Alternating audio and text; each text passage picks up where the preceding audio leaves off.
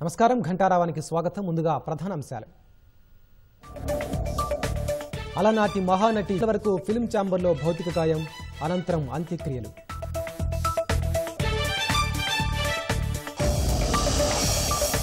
సినీ నటి జమున మృతి పట్ల తెలుగు చిత్ర పరిశ్రమ దిగ్భ్రాంతి. ప్రగాఢ సానుభూతి వ్యక్తం చేసిన సినీ రాజకీయ ప్రముఖులు.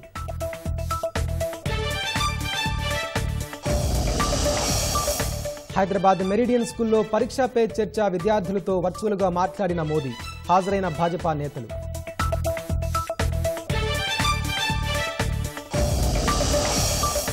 ఈ నెల 29న కేసీఆర్ అధ్యక్షతన భారాస పార్లమెంటరీ సమావేశం. పార్లమెంటులో చర్చించాల్సిన అంశాలపై ఎంపీలకు దిశానిర్దేశం. గ్రాండ్ స్లామ్ కెరీర్ను ఓటమితో ముగించిన సానియా మిర్జా. ఆస్ట్రేలియన్ ఓపెన్ ఫైనల్లో సానియా రోహన్ బోపన్న జోడీ ఓటమి.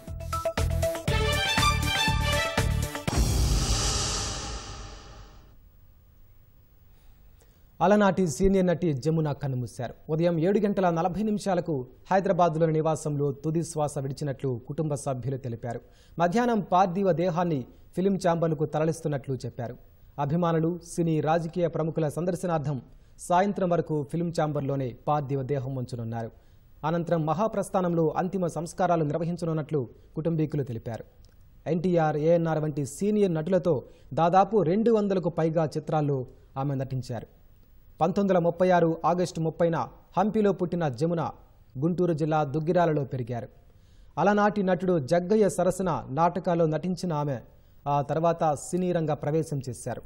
ఎన్నో విభిన్న పాత్రలు పోషించిన సత్యభామ పేరు చెప్పగానే అందరికీ ఆమె రూపమే మదిలో మెదులుతుంది.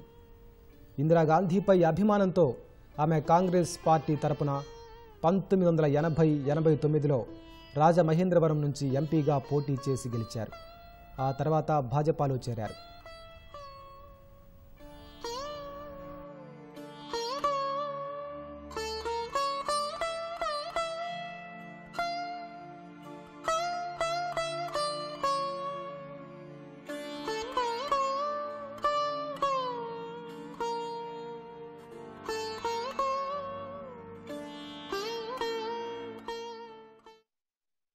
మా మేనత్త 7:40కి వాళ్ళ మార్నింగ్ షీ పాస్డ్ అవే.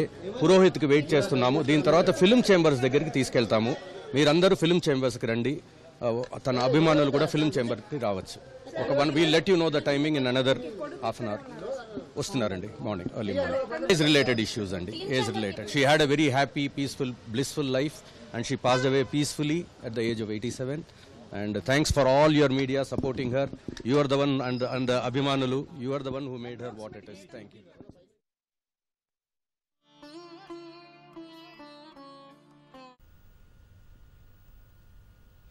మరిన్ని వివరాలు జమున ఇంటి నుంచి మా ప్రతినిధి సతీష్ అక్కడి నుంచి ప్రత్యక్ష ప్రసారం ద్వారా అందిస్తారు. నటి జమునకు తెలుగు సినీ పరిశ్రమ కన్నిటిగా నివాళులర్పిస్తుంది. ఒక్కొక్కరుగా బంజాయిల్స్లోని నివాసానికి చేరుకొని పార్థివ దేహానికి నివాళులర్పిస్తున్నారు. Movie artist association vice president Madala రవితో పాటు ఇతర ప్రముఖులంతా కూడా చేరుకొని కుటుంబ సభ్యులను పరామర్శించి సినీ రంగంలో దాదాపు 3 దశాబ్దాల పాటు జమున గారు అందించినటువంటి సేవలను గుర్తు చేసుకుంటూ కన్నీటి పర్యంతం అవుతున్నారు. చిత్ర పరిశ్రమ నుంచి ఒక్కొక్కరు కూడా అలాంటి సీనియర్లతో పాటు చాలామంది యువతరం అంతా కూడా జమున గారు సినీ పరిశ్రమకు అందించినటువంటి సేవలు కావచ్చు, ఆమె ప్రవర్తించినటువంటి తీరు, ఆనాటి చిత్రాలను గుర్తు చేసుకుంటూ ఆమెకు నివాళులర్పిస్తున్నారు. ఇక్కడి నుంచి నివాసం నుంచి మధ్యాహ్నం 2 గంటల తర్వాత ఫిలిం ఛాంబర్కు భౌతికాయాన్ని తరలించనున్నారు. మరి దీనికి సంబంధించి movie artist association vice president Jamuna గారికి సంబంధించి ఎలాంటి కార్యక్రమాలు చేయబోతున్నారు, నటీనటుల పరంగా కుటుంబ సభ్యులకు ఎలాంటి ఓదార్పు ఇవ్వబోతున్నారు అనేది అడిగి తెలుసు. రవి గారు నమస్తే. నమస్తే. జమున గారి పార్థివ దేహాన్ని ఇక్కడ ఇంట్లో వాళ్ళు ఏదో పూజలు చేస్తున్నారండి. దీని తర్వాత 2ంటికి ప్రజల సందర్శనార్థం ఫిలిం ఛాంబర్లో రామానాయుడు గారి కళామండపం దగ్గర ఫిలిం ఛాంబర్ ప్రెమిసెస్లో మూవీ ఆర్టిస్ట్ అసోసియేషన్ ఆఫీస్ దగ్గరికి 2ంటికి తీసుకెళ్ళటం జరుగుతుంది. అక్కడ ఇండస్ట్రీ పెద్దల సందర్శనార్థం, ప్రజల సందర్శనార్థం, అలాగే టెక్నీషియన్స్, ఫిల్మ్ ఇండస్ట్రీ కోసం అక్కడికి తీసుకెళ్తున్నాం. 2 నుంచి 4 వరకు జమున గారి పార్థివ దేహం అక్కడ ఉంచడం జరుగుతుంది. 4కి అక్కడి నుండి బయలుదేరి మహాప్రస్థానం లో వారి అంత్యక్రియలు 5ంటికి జరుగుతాయి. అంత్యక్రియల్ని వారి అమ్మాయి స్రవంతి గారే అంత్యక్రియల్ని నిర్వహిస్తున్నారు. అసోసియేషను ముందుగా మూవీ ఆర్టిస్ట్ అసోసియేషన్ తరఫు నుండి, అందరు సభ్యుల తరఫు నుండి, అలాగే అందరి ఆఫీస్ బేరర్స్ తరఫు నుండి జమున గారికి మా ప్రగాఢ సానుభూతిని, సంతాపాన్ని వారి కుటుంబ సభ్యులు అందరికీ పేరు పేరున తెలియజేస్తున్నాం. ప్రెసిడెంట్ విష్ణు గారు అవుట్ ఆఫ్ కంట్రీలో ఉన్నారు, అందుకని ఈ కార్యక్రమాలు అందరూ సభ్యులు కలిసి మేము చూస్తున్నాము. అలాగే జమున గారి గురించి చెప్పాలంటే ఒక మహానటి, కొన్ని వందల చిత్రాలు, she's a legend of the Telugu film industry. And ఒక మహానటిగానే కాకుండా ఒక ప్రజానటి ఆవిడ. ఎందుకంటే మొట్టమొదటి ఈ చిత్రం ప్రజానాట్య మండలి వ్యవస్థాపకులు గరికపాటి రాజారావు గారు పుట్టిళ్ళు సినిమాతో హీరోయిన్గా తీసుకొచ్చారు. అంతకు ముందు ఆవిడ ప్రజానాట్య మండలిలో కొన్ని వందల నాటకాలు వేయటం జరిగింది. అలాగే ఇండస్ట్రీలో పెద్ద హీరోయిన్ అయిన తర్వాత కూడా కళ కోసం కాదు, కళ ప్రజల కోసం అంటూ ప్రజానాట్య మండలిలో యాక్టివ్ పార్ట్ తీసుకున్నారు. అందుకని ఇటువంటి ప్రజా కళాకారులకు మరణం అనేది ఉండదు. వీరు లెజెండ్స్గా ప్రజల హృదయాల్లో చిరస్థాయిగా నిలిచిపోతారు. జోహార్ జమున గారు. సినీ నటిగానే కాకుండా ప్రజానటిగా ఎంతో తెలుగు తెర మీద తనదైన స్థానాన్ని సంపాదించుకున్నటువంటి జమున గారి మరణం ప్రతి ఒక్కరిని, సినీ ప్రముఖులందరినీ కూడా దిగ్భ్రాంతి వ్యక్తం చేసేలా చేసింది. అయితే బంజారాహిల్స్లో ఉన్నటువంటి నివాసానికి ఒక్కొక్కరుగా సినీ ప్రముఖులు చేరుకుంటూ వాళ్ళ కుటుంబ సభ్యులను పరామర్శిస్తున్నారు. సాయంత్రం తర్వాతే మహాప్రస్థానంలో జమున అంత్యక్రియలు నిర్వహించనున్నారు. జమున కుమార్తె అంత్యక్రియలను నిర్వహిస్తున్నట్లుగా కుటుంబ సభ్యులు చెబుతున్నారు. ఇది ప్రస్తుతం జమున నివాసం వద్ద ఉన్నటువంటి తాజా పరిస్థితి. Vote studio.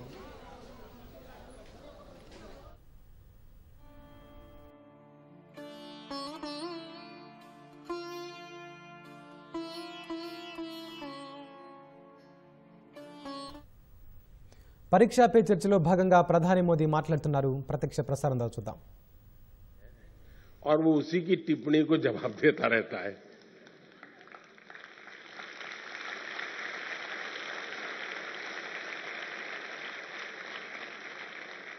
और अपना पूरी बर्बादी कर देता है.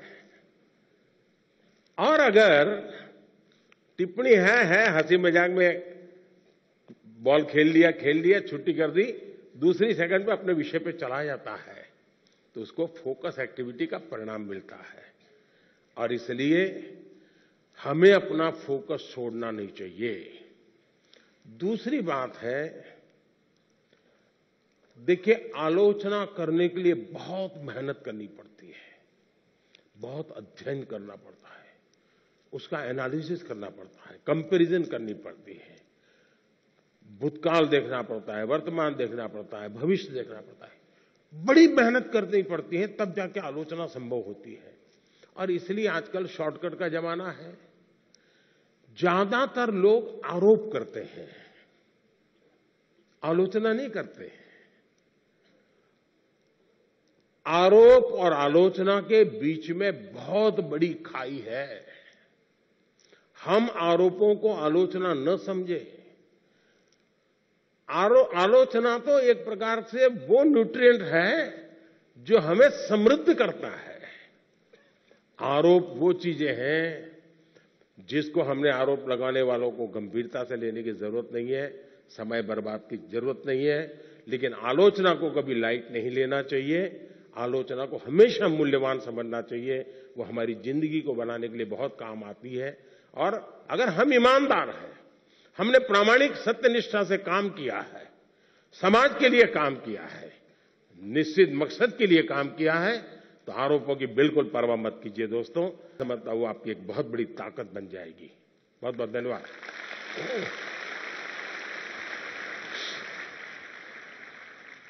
माननीय प्रधानमंत्री जी, आपकी सकारात्मक ऊर्जा ने करोड़ों देशवासियों को नया मार्ग दिखाया. आपका धन्यवाद. माननीय प्रधानमंत्री जी, तालों के शहर भोपाल के दीपेश अहिरवार आभासी माध्यम से हमसे जुड़े हुए हैं एवं माननीय प्रधानमंत्री जी से प्रश्न पूछना चाहते हैं. दीपेश, कृपया अपना प्रश्न पूछे. माननीय प्रधानमंत्री जी नमस्कार. मेरा नाम दीपेश अहिरवार है। मैं शासकीय उच्चतर माध्यमिक विद्यालय इंदौर कोलकाता भोपाल का कक्षा 10वीं का छात्र हूँ। आजकल बच्चों में काल्पनिक खेल और इंस्टाग्राम की लत एक सामान्य सी बात हो गई है। ऐसे समय में हम अपनी पढ़ाई पर कैसे ध्यान केंद्रित करें? माननीय सर, मेरा आपसे यह प्रश्न है कि हम बिना ध्यान भटकाए अपनी पढ़ाई पर कैसे ध्यान केंद्रित करें? मैं इस संबंध में आपसे मार्गदर्शन चाहता हूँ। धन्यवाद। धन्यवाद दीपेश। माननीय प्रधानमंत्री जी, अदिताभ गुप्ता का प्रश्न इंडिया टीवी द्वारा चुना गया है। अदिताभ हमसे आभासी माध्यम से जुड़े रहे हैं। अदिताभ, अपना प्रश्न पूछिए। मेरा नाम आदित्य है। मैं 10th क्लास में पढ़ता हूँ। जैसे कि टेक्नोलॉजी बढ़ती जा रही है, वैसे भी हमारी डिस्ट्रैक्शन जो है वो और ज़्यादा बढ़ती जा रही है। हमारा फोकस पढ़ाई पे कम होता है और सोशल मीडिया पे ज़्यादा होता है। तो मेरा आपसे ये सवाल है कि हम पढ़ाई पे कैसे फोकस करें और सोशल मीडिया पे कम करें, क्योंकि आपके टाइम पे इतनी ज़्यादा डिस्ट्रैक्शंस नहीं होती थी जितनी अभी हमारे टाइम पे है। धन्यवाद अदिताभ। Honorable Prime Minister Sir, the next question comes from Kamakshi Rai on a subject that is central to many students. Her question has been selected by Republic TV. Kamakshi, please ask your question. Greetings, Prime Minister and everyone. I am Kamakshi Rai, studying in class 10th from Delhi. My question to you is, what are the different ways that can be adopted by a student to not easily get distracted during their exam times? Thank you. धन्यवाद कामाक्षी। माननीय प्रधानमंत्री जी, इस प्रश्न का चुनाव जी TV द्वारा किया गया है। मनन मित्तल हमसे आभासी माध्यम से जुड़े हैं। मनन, कृपया अपना प्रश्न पूछिए। नमस्ते प्रधानमंत्री जी, मैं मनन मित्तल डीपीएस बैंगलोर साउथ से बोल रहा हूं। मुझे आपसे एक प्रश्न है। ऑनलाइन पढ़ाई करते वक्त बहुत सारे डिस्ट्रैक्शंस होते हैं, जैसे कि ऑनलाइन गेमिंग वगैरह वगैरह। हम इससे कैसे बचें? ये स्टूडेंट है क्या?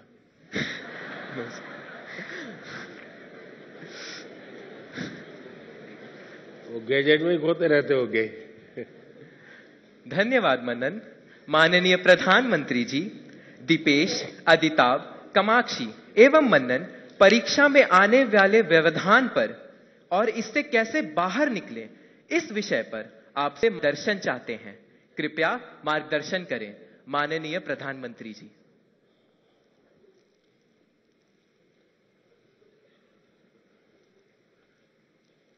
सबसे पहले तो निर्णय ये करना है कि आप स्मार्ट हैं कि गैजेट स्मार्ट है।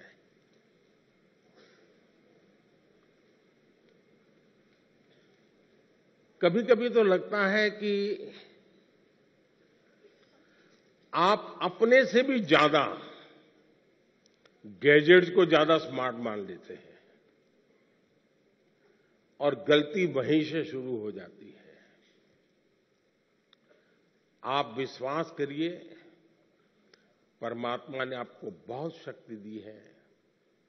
आप स्मार्ट हैं। गैजेट आपसे स्मार्ट नहीं हो सकता है।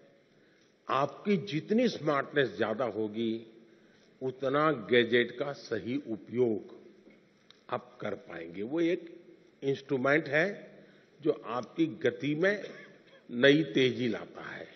ये अगर हमारी सोच बनी रही तो मैं समझता हूं कि शायद आप उससे छुटकारा पाएंगे। दूसरा,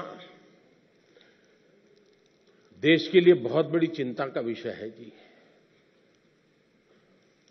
मुझे कोई बता रहा था कि भारत में एवरेज 6 घंटे लोग स्क्रीन पे लगाते हैं। 6 घंटे। अब जो इसका बिजनेस करते हैं उनके लिए तो खुशी की बात है। जब मोबाइल फोन पर टॉक टाइम होता था तो टॉक टाइम में कहते हैं कि उस समय एवरेज 20 मिनट जाती थी। लेकिन जब से स्क्रीन और उसमें से रील क्या होता है, एक बार शुरू करने के बाद निकलते हैं क्या उसमें से बाहर? क्या होता है? नहीं बोलेंगे। अच्छा, आप लोग कोई रील देखते नहीं है? नहीं देखते हैं ना? तो फिर शर्माते क्यों हो, बताओ ना। निकलते हैं क्या बाहर अंदर से? देखिए, हमारी क्रिएटिव उम्र और हमारी क्रिएटिविटी का सामर्थ्य अगर एवरेज हिंदुस्तान में 6 घंटे स्क्रीन पर जाए तो ये बहुत चिंता का विषय है। एक प्रकार से गैजेट हमें गुलाम बना देता है। हम उसके गुलाम बनकर के जी नहीं सकते हैं।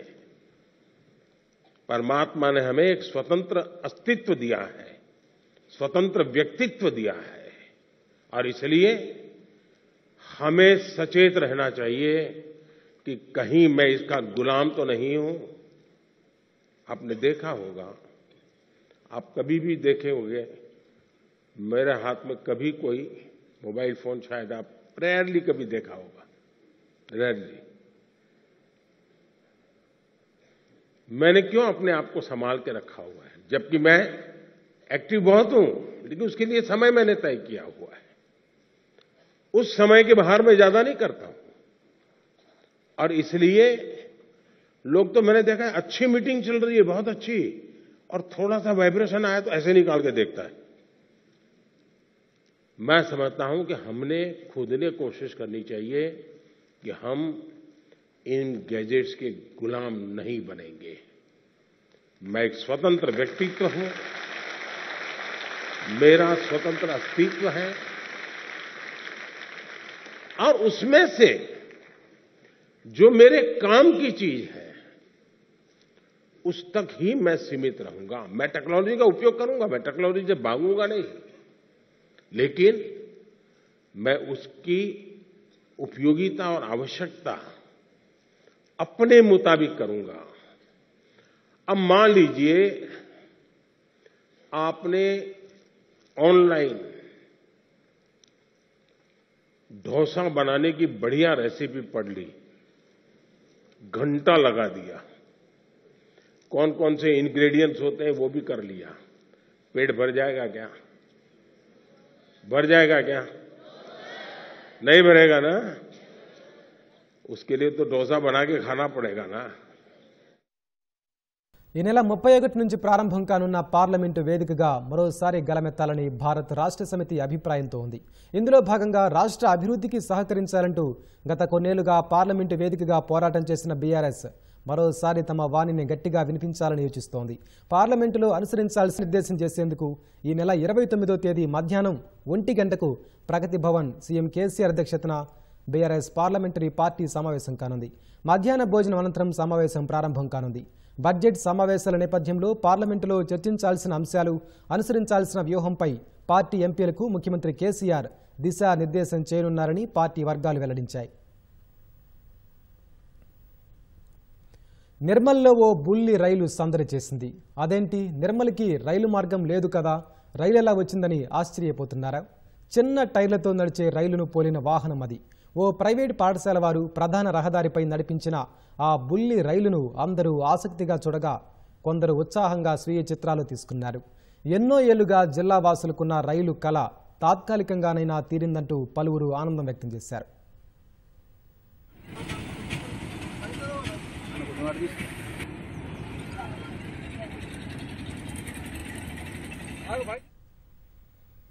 సికింద్రాబాద్ మినిస్టర్ రోడ్లో అగ్ని ప్రమాదానికి గురైన డెక్కన్ మాల్ కూల్చివేత కొనసాగుతోంది. భవనం కూల్చివేత టెండర్లను దక్కించుకున్న సంస్థ ఆధునిక భారీ హైడ్రాలిక్ యంత్రం సహాయంతో భవనాన్ని నేలమట్టం చేస్తోంది.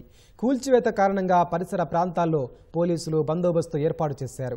ప్రజలెవరూ పరిసర ప్రాంతాలకు రాకుండా చర్యలు చేపట్టారు. వారం రోజుల్లో భవనం కూల్చివేతను పూర్తి చేసేలా అధికారులు ప్రణాళిక రచించారు. కూల్చివేతకు సంబంధించి మరిన్ని వివరాలు మా ప్రతినిధి శ్రీకాంత్ అందిస్తారు. హైదరాబాద్ నల్లగుట్టలో ఉన్న డక్కన్ మాల్ భవనాన్ని కూల్చివేసే పనులు కొనసాగుతున్నాయి. వీలైనంత తొందరలో ఈ భవనాన్ని కూల్చివేసే విధంగా కూడా ఇక్కడ పనులు కొనసాగుతున్నాయి. ఈ పనులను దక్కించుకున్న మాలిక్ కంపెనీ అధునాతన యంత్రాలను ఉపయోగించి ఇక్కడ భవన నిర్మాణ కూల్చివేత పనులను కూడా కొనసాగిస్తున్నారు. ప్రస్తుతానికైతే ఇక్కడ ఈ కూల్చివేత పనులు అయితే నిరాటంకంగా కొనసాగుతున్నాయి. రాత్రి 11 గంటల సమయంలో ప్రారంభమైన ఈ పనులు ఈ యంత్రాన్ని ఉపయోగించి కూల్చివేతిస్తున్నారు. దాదాపు వారం నుంచి 10 రోజులు పట్టే అవకాశం ఉన్నట్టు జిహెచ్ఎంసీ అధికారులు కూడా చెప్తున్నారు. దాదాపు సెల్లార్తో పాటు గ్రౌండ్ ఫ్లోర్, ఆ తర్వాత పై 6 అంతస్తులు, ఈ 6 అంతస్తుల మొత్తాన్ని కూడా కూల్చివేసే విధంగా కూడా ఈ పనులు జరుగుతున్నాయి. ప్రస్తుతానికైతే ఈ ముందు వైపు నుంచి కింది నుంచి పైకి కూల్చివేసే విధంగా కూడా ఈ పనులు కొనసాగుతున్నాయి. హైడ్రాలిక్ మిషన్ ఉపయోగించి మొత్తం ఈ ర్యాంప్ ఏర్పాటు చేసుకొని ర్యాంప్ పైకి ఈ హైడ్రాలిక్ పరికరం ఎక్కిన తర్వాత ఆ పైనుంచి దానిపై నుంచి కూడా మొత్తం కూల్చివేసే విధంగా కూడా పనులు కొనసాగుతున్నాయి. అయితే ఈ కూల్చివేసే సమయంలో పక్క భవనాలకు ఇబ్బంది తలెత్తకుండా తగిన జాగ్రత్తలు తీసుకుంటూ కూల్చివేత కొనసాగిస్తున్నారు. ఇప్పటికే పక్కన ఉన్న వాళ్ళని కూడా అందరినీ కూడా జిహెచ్ఎంసీ ఏర్పాటు చేసిన పునరావాస కేంద్రంలో ఉండే విధంగా కూడా ఆదేశాలు జారీ చేశారు. ఈ మేరకు పోలీసులతో పాటు జిహెచ్ఎంసీ అధికారులు వాళ్ళకి అవగాహన కల్పించి వాళ్ళని అక్కడ తీసుకెళ్లారు. అయితే వాళ్ళు కూడా ప్రస్తుతానికైతే సహకరిస్తారు. ఎందుకంటే భవనం కూల్చివేసే సందర్భంగా ఒకవేళ వ్యర్థాలు శిథిలాలు భవనం పక్కనున్న వాళ్ళపైన పడితే ఇబ్బందులు తలెత్తేదన్న ఉద్దేశంతో కూడా వాళ్ళంతా కూడా ప్రస్తుతమైతే జిహెచ్ఎంసీ ఏర్పాటు చేసిన శిబిరంలో ఉన్నారు. వీలైనంత తొందరలో భవనాన్ని కూల్చివేయాలని కూడా వాళ్ళు కోరుతున్నారు. రహదారి మీదుగా వాహనాల రాకపోకలు కూడా నిలిపేశారు. ఈ దారి మీదుగా వెళ్లే వాహనాలను వేరే రహదారి మీదుగా కూడా ట్రాఫిక్ పోలీసులు మళ్లిస్తున్నారు. ఎందుకంటే కూల్చివేసే సందర్భంగా ఓవైపు మొత్తం కూడా ఈ పరికరాలను ఉంచారు, భారీ యంత్రాలను ఉంచారు. మరోవైపు పోలీసులు మొత్తం ఒకవేళ ఈ కూల్చివేత సందర్భంగా ఏమైనా ఇబ్బందులు తలెత్తొచ్చు అనే ఉద్దేశంతో వాహనాల రాకపోకలు మాత్రం నిలిపివేశారు. కూల్చివేత సందర్భంగా వచ్చే వ్యర్థాలను ఎప్పటికప్పుడు తీసుకెళ్లే విధంగా కూడా జిహెచ్ఎంసీ అధికారులు తగిన సూచనలు చేశారు. వాస్తవానికి ఈ పనులను 33,86,000 జిహెచ్ఎంసీ టెండర్ కోడ్ చేసింది. ఈ టెండర్లో భాగంగా ఎస్కే మల్లు ఏజెన్సీస్ అనే సంస్థ 25,94,000 దక్కించుకుంది.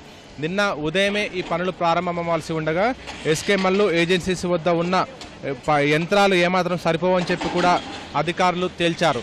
నిన్న ఒక భారీ హైడ్రాలిక్ క్రేన్ను తీసుకొచ్చారు, మరొక పొక్లైనర్ తీసుకొచ్చారు. ఆ హైడ్రాలిక్ క్రేన్ హుక్ పొక్లైనర్ తగిలించి పైనుంచి కూల్చివేసే విధంగా పనులు చేస్తామని చెప్పి కూడా ఎస్కే మల్లు కన్స్ట్రక్షన్ సంస్థకు సంబంధించిన నిర్వాహకులు అందులో ఉన్న సిబ్బంది చెప్పారు. కానీ జిహెచ్ఎంసీ అధికారులు మాత్రం దానికి నిరాకరించారు.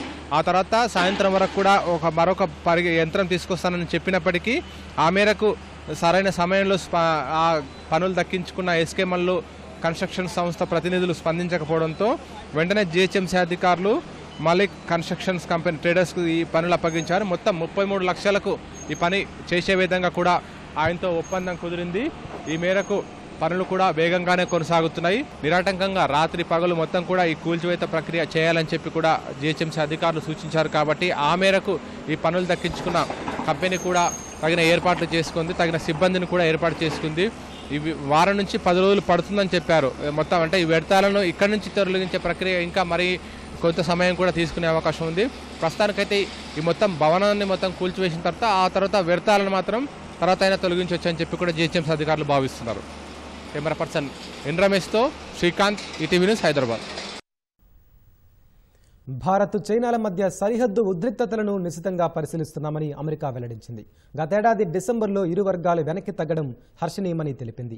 సరిహద్దుల దగ్గర పరిస్థితిని అమెరికా నిశితంగా గమనిస్తుందన్న అమెరికా ప్రిన్సిపల్ డిప్యూటీ ప్రతినిధి వేదాంత్ పటేల్ ఇప్పుడు ప్రశాంత వాతావరణం ఉండడం ఉపశమనం కలిగిస్తుందన్నారు. భారత్ తమకు ముఖ్యమైన మిత్రదేశమని, వ్యాపార, వాణిజ్య, భద్రత, సాంకేతిక సహకారంలో ఇండియా తమకు ప్రధాన భాగస్వామి అని వెల్లడించారు. సరిహద్దుల్లో ఉద్రిక్తతలు తగ్గించుకునేందుకు భారత్, చైనా దౌత్య, సైనిక స్థాయి సమావేశాలను నిర్వహిస్తున్నాయి. చైనా రాయబారి సన్ వీడాంగ్ ఇటీవల చైనాలోని భారత రాయబారి ప్రదీప్ కుమార్తో భేటీ అయి చర్చలు జరిపారు. ద్వైపాక్షిక సంబంధాలను సమగ్రంగా దీర్ఘకాలం ఉండేలా చూడాలన్నారు. గ్రాండ్ స్లామ్ కెరీర్ను విజయంతో ముగించాలనుకున్న భారత టెన్నిస్ స్టార్ సానియా మిర్జాకు నిరాశ ఎదురైంది.